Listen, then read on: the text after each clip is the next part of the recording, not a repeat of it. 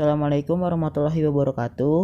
Nama saya Dimas Sugeng Irtanto dari kelas 86. Saya ingin menerangkan tentang materi IPS. Indonesia adalah negara yang besar. Wilayah Indonesia sangat luas, kekayaan dan kaya akan budaya. Kondisi inilah yang menjadi daya tarik bangsa lain datang ke Indonesia. Hubungan dagang dan interaksi budaya merupakan contoh kekayaan Indonesia dengan bangsa-bangsa orang. Hubungan dengan bangsa lain tidak hanya berdampak positif, tetapi juga negatif. Salah satu dampak negatif hubungan Indonesia dengan bangsa lain adalah terjadinya perubahan dalam aspek geografi, sosial, budaya, dan politik. Bangsa Indonesia sadar bahwa perlawanan di berbagai daerah gagal mengusir penjajah karena kurangnya persatuan dan kesatuan. Pada awal abad ke-20, bangsa Indonesia mendapatkan strategi baru perjuangan kemerdekaan, yakni melalui organisasi pergerakan nasional. Pergerakan nasional merupakan perjuangan mencapai kemerdekaan dengan organisasi modern dan melalui berbagai cara.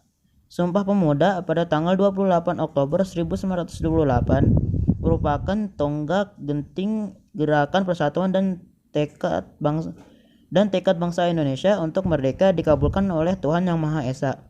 Pada tanggal 17 Agustus 1945, bangsa Indonesia memproklamasikan kemerdekaan. Hubungan sosial tercatat dengan banyaknya duta-duta asing di Indonesia untuk urusan agama, pengetahuan teknologi dan teknologi. Dan ekonomi antar bangsa juga telah terjalin begitu erat antara Indonesia dan bangsa asing. Kondisi ini berubah ketika bangsa-bangsa Eropa datang ke Indonesia. 1. Latar belakang kedatangan bangsa Barat. Faktor pendorong bangsa Barat ke Indonesia. A. Daya tarik Indonesia bagi bangsa-bangsa Barat. Indonesia dan bangsa-bangsa di Eropa memiliki perbedaan kondisi alam. Lokasi mempengaruhi perbedaan iklim dan kondisi tanah di Indonesia dan Eropa. Motivasi 3G, Gold, Gospel, Glory. 3G merupakan motivasi bangsa-bangsa Barat melakukan penjajahan samudera. Gold artinya emas yang identik dengan kekayaan. Semboyan ini menggambarkan bahwa tujuan bangsa Barat ke Indonesia adalah mencari kekayaan. Glory bermakna kejayaan bangsa. Gospel adalah keinginan bangsa Barat untuk menyebarluaskan atau mengajarkan agama Nasrani ke bangsa-bangsa di Asia, Afrika, dan Amerika Selatan. C. Revolusi Industri. Revolusi industri merupakan salah satu pendorong imperialisme modern. Sudah lama bangsa-bangsa Eropa mengetahui Nusantara atau Indonesia sebagai sumber rempah-rempah, bahkan sebelum Masehi. Revolusi industri yang terjadi sekitar tahun 1750 sampai 1850 merupakan salah satu pendorong kedatangan bangsa-bangsa Barat ke Indonesia.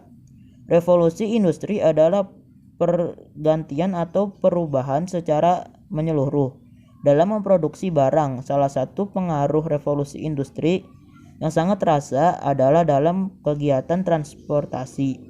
Revolusi industri didukung berbagai penemuan lain seperti kompas, mesin pemintal, dan sebagainya. Kesimpulannya adalah A. Latar belakang. Runtuhnya Kekaisaran Romawi, Perang Salib, penjajahan samudera. B. Portugis melakukan perjalanan ke India, tepatnya di Kaltula dan Goa yang dipimpin oleh Albuquerque untuk mencari rempah-rempah, kemudian melanjutkan perjalanan ke Malaka pada tahun 1511 yang dipimpin oleh Francisco Cerro. Kemudian melanjutkan perjalanan ke Maluku pada tahun 1512 dan terima baik oleh kerajaan Ternate karena sedang mengalami konflik dengan Tidore. Reaksi masyarakat Indonesia dengan kedatangan bangsa-bangsa Barat menerima bahkan senang. Pada saat itu, masyarakat berpikir bahwa bangsa Barat tersebut seperti Portugis atau Inggris memberikan peluang bagi Indonesia untuk merdeka. Tetapi bangsa Barat malah menyalahgunakan kepercayaan dan mengeksploitasi tenaga kerja rakyat Indonesia, bahkan kekayaan alam yang ada di Indonesia. yang menyebabkan mereka sengsara dan bahkan kehilangan nyawa.